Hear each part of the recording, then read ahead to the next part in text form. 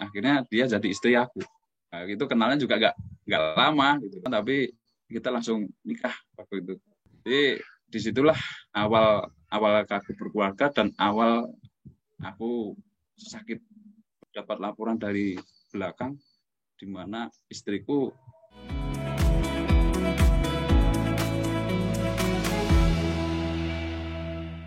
aku itu punya sebuah kayak emosi ataupun dendam ataupun suatu kebencian pada lawan jenis perempuan itu selalu menyakiti aku, selalu buat aku itu hati aku itu terluka terus.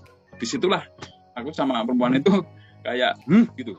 Jadi gereng sama punya suatu kisah dalam hidup aku juga bertahun-tahun sampai saya itu kan di keluarga sampai hancur ya gara-gara perempuan. Waktu sesi pertama itu aku dimulai, efek ke aku itu kan yang aku rasakan ini badan kok jadi gak enak, pusing, terus pokoknya seluruh tubuh itu kontraksinya aneh banget itu loh, sakit sampai ujung-ujung kaki sampai badan itu rasanya gak enak semua. Tapi nggak lama kemudian saya ikuti itu yang disampaikan Karyo itu, kok beda, jadi beda, rasanya beda, terus badan itu ringan, terus ke pikiran itu plong, hati juga lega, sampai napas pun kayak lega gitu loh. Jadi beda banget, kok bisa seperti ini ya. Itu saya dalam hati aku itu dari sesi pertama itu udah kayak hati itu rasanya kayak tawa-tawa sendiri gitu loh. Jadi dari dalam hati kok kayak saya tuh aneh gitu loh. Senyum-senyum sendiri ya. Iya, jadi ringan, enak, rasa hidup itu enjoy, enak gitu loh. Nah itu dari sesi pertama kayak gitu. Jadi di sesi pertama itu sangat ibaratnya bom itu langsung meledak.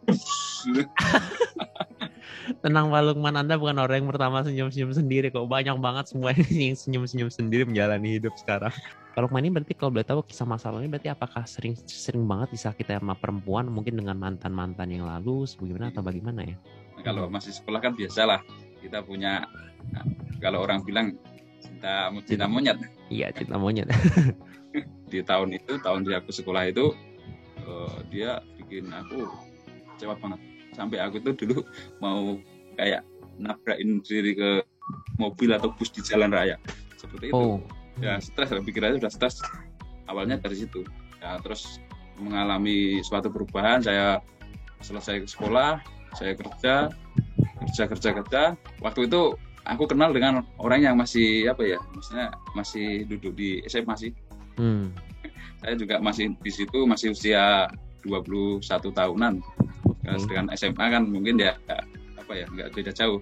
Ya kenal baik sampai baik ya sampai lama, mungkin hampir 2 tahunan. Saya jadi benar-benar sayang gitu loh. Tapi di tengah jalan ya namanya orang ada agak sandungannya juga. Kalau orang Jawa katanya kan, kalau aku kan anak nomor 1. Kalau orang bilang kalau orang anak nomor 1 nggak boleh nomor 3. Kebetulan cewek yang aku kenal itu nomor 3. Nah, itu jadi suatu benturan lah. Kemudian kenal dengan orang lagi yang sampai akhirnya dia jadi istri aku. Nah, itu kenalnya juga nggak lama gitu, tapi kita langsung nikah waktu itu. Jadi disitulah awal aku berkeluarga dan awal aku sakit, bahkan sampai saya itu dibilang bisa stres waktu punya anak 1, baru umur 1 bulan sudah saya tinggal tugas. Nah, itu tapi di awal itu aku tinggal tugas ya tanpa kita berpikir panjang, ternyata di rumah kejadiannya beda. Saya dapat laporan dari belakang di mana istriku ya katanya mendual, nggak pernah di rumah. Aku minta selesaikan masalah ini kan gitu. Jadi akhirnya pihak mereka yang menyelesaikan, akhirnya kita resmi, kita bubaran, kita cerai. Jadi itu kan beban. Sampai saya itu dulu ke psikolog itu, pokoknya aku pengen bisa itu menerima diriku itu bisa tenang, apa yang disaranin orang, apa yang dikasih tahu orang aku jalani, meditasi kemana itu tahu saya ikuti, berendam di sungai, masuk gua di tengah malam.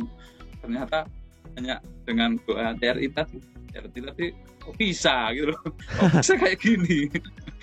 Saya pasti ngerti banget apa yang dialami oleh Pak Lukman ya, udah berkali-kali kejadian berulang ya, udah pasti wajar banget yang ngerasa kok hidup aku begini banget ya, pasti apalagi sampai bertahun-tahun, berpuluh-puluh tahun, apalagi sampai Pak Lukman sebagai pria konsisten memegang janji, berkomitmen untuk memegang janji, tapi yang di sana nggak ikutan komit, itu rasanya pasti kayak dan dengan Dewati Arti ini begitu Bapak tadi Pak Lukman juga sampaikan bahwa itu juga pengaruh ke tubuh fisik Pak Lukman, sering sakit-sakitan karena mungkin udah terlalu sakit itu sampai kesimpan semua ke dalam tubuh Pak Lukman, jadi kayak mungkin itu jadi menyebabkan ya fisik Pak Lukman pun juga sampai sering sakit. Menurut Pak Lukman sendiri, Pak Lukman berkata sering coba macam-macam tuh, meditasi, psikolog, sampai ke gua segala macam. Nah, menurut Pak Lukman apa yang bikin Dewati Arti ini berbeda nih dibandingkan yang sebelum terus yang Pak Lukman coba-coba itu semua? Ya kalau itu kan kayak misal kayak meditasi, harus puasa, harus nggak tidur, harus berendam dan sebagainya. Mungkin ke psikolog juga kita waktu itu ya biaya juga kan, itu bayar sendiri juga. Waktu itu ekonomi juga nggak punya, masih bayar kayak gitu. Seminggu sekali juga.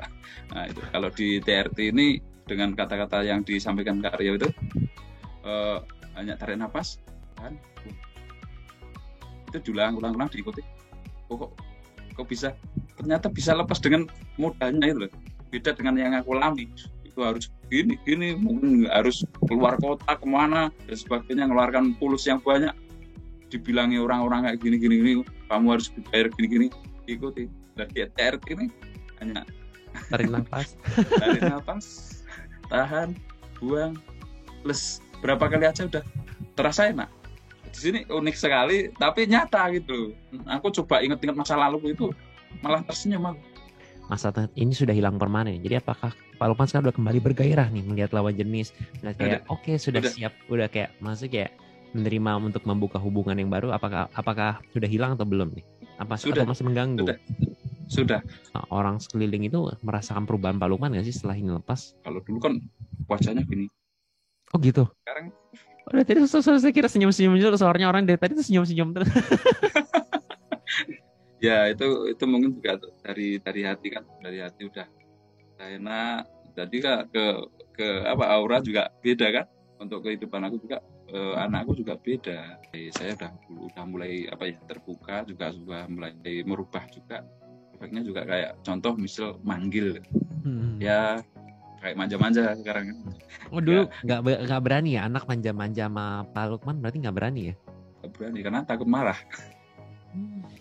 Saya sih ngerasa itu benar-benar satu hal yang priceless yang nggak bisa dibayar pakai uang sih. Maksudnya kayak hubungan kita dengan anak kembali itu benar-benar wah. Sebetulnya awalnya percaya nggak sih kayak emosi negatif itu bisa dibuang dengan secepat itu dengan tarikan nafas dengan Dewati Arti, bisa percaya nggak sih? Kalau awalnya aku penasaran sih, karena aku udah nyimak kan dari apa yang disampaikan Kak Rio di FB itu kan aku sudah sering nyimak. Jadi ya setengah percaya ya setengah enggak. Akhirnya di situ kan merasakan coba aja gitu. Coba aja. Apakah pengalaman Anda, Pak Lukman sendiri mengenal Dewati Arti ini sebagai pengalaman yang life changing banget, kayak mengubah hidup sekali ya menurut Pak Lukman? Iya, sangat berubah banget. Iya kan bisa disimak dari tadi. Aku yang dulu kayak gitu sekarang udah seperti. Berarti kan TRT itu sangat banget merubah karakter aku, kepribadianku yang dulu kayak gitu sekarang jadi bisa dilihat 2 jempol 4 jempol bisa acungkan jempol gitu. Sekalian nih Pak Lukman, silakan sampaikan pesan untuk orang-orang yang masih belum percaya nih dengan sistem Dewati Arti ini Pak Lukman. Apa pesan Pak Lukman untuk mereka? Doa TRT ini sangat bagus dan sangat mudah banget untuk dilakukan. Contoh seperti yang sudah saya alami. Jadi untuk rekan-rekan di luar sana semoga lekas untuk bergabung, untuk ikut session seperti ini. Kita bisa menatap hari esok lebih baik, menjadi orang yang lebih enjoy, bagus, menjadi orang yang berkepribadian lebih bagus untuk masa depan dan cita-cita dalam kehidupan itu menjadi bagus. Amin, mantap. Boleh nggak sih Pak Lukman sharing kayak hal baik apa yang Pak Lukman pelajari selama hidupnya Pak Lukman ya, pengalaman hidup Pak Lukman beberapa tahun ini yang bisa mungkin dengan Dewati Arti ini yang bisa Pak Lukman juga yang jadi pelajaran untuk kita semua yang nonton nih Pak Lukman? bisa merubah diri kita yang semulanya mungkin orang karakter atau orang yang nggak bagus menjadi seorang yang lebih bagus. Kalau orang udah berkepribadian bagus kan dalam kehidupan insya Allah juga akan semua bagus. Jadi kalau saya boleh simpulkan bahwa untuk kita berubah menjadi kepribadian yang lebih baik, lebih bagus itu bukan sesuatu yang mustahil ya, itu bisa dilakukan ya. Kalau saya boleh simpulkan seperti ya Pak Lukman ya. Jadi Pak Lukman, pertanyaan terakhirnya, apakah informasi yang Pak Lukman sampaikan ini benar adanya tanpa rekayasa? Jujur apa adanya di aku. Jadi semoga ini juga bisa menjadikan inspirasi untuk orang lain.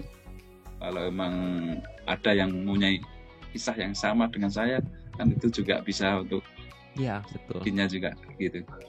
Oke, thank you banget nih Pak Lukman sharing-sharingnya, sungguh bermanfaat, dahsyat banget seperti. Thank you. Oke, terima kasih sama-sama. Assalamualaikum warahmatullahi wabarakatuh. Waalaikumsalam.